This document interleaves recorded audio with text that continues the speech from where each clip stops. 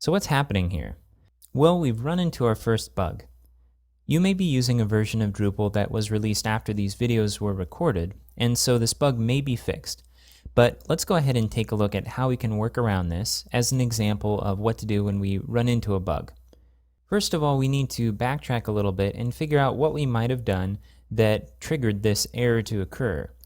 Well, the only thing that we did was we went into the appearance page and went to the settings for our theme, and then toggled off the site name setting. So that itself doesn't seem like it should trigger something, but maybe something happened when we saved that form. So let's go ahead and go back to the appearance page. Let's go to settings under Bartik. And then let's scroll down to where our logo image settings are here. Okay, so when we saved this form before, when we uploaded our logo, we simply put in an image here. Now we had the option of putting a path to a custom logo. This would be if we had one already in our theme that we wanted to point to, but we didn't do that.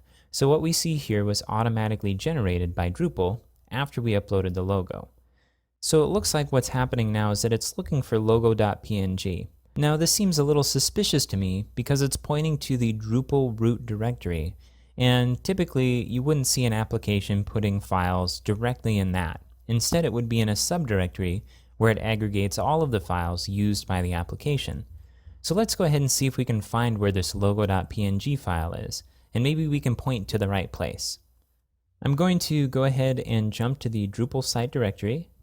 Now you probably know from the introductory videos what this folder looks like and where you can find it depending on how you install Drupal. And we're looking for the logo.png file. Now this is in alphabetical order, and I don't see any logo.png. So you may know from previous videos or having worked with Drupal before that we're going to find most of the custom files for our particular site inside of the sites directory. So let's go ahead and open that up. And then inside of this directory, there's a default directory. And this is where all of the files are stored by default. Let's go ahead and expand that as well. Inside here, there's a folder called Files. That makes sense if we're looking for files that we've uploaded through our site. I'm going to go ahead and expand that. And you'll see here that we have a logo.png file. And if we went ahead and open this up, we'd see that this is the logo that we uploaded to our site. Okay, so what we need to do instead of having it point to logo.png in our settings is have it point to sites, default, files, logo.png. So let's go ahead and change that in the settings on our Drupal site and see if that does the fix. So sites, default, files, logo.png. Okay, right here, we've changed it. Let's go ahead and save the configuration.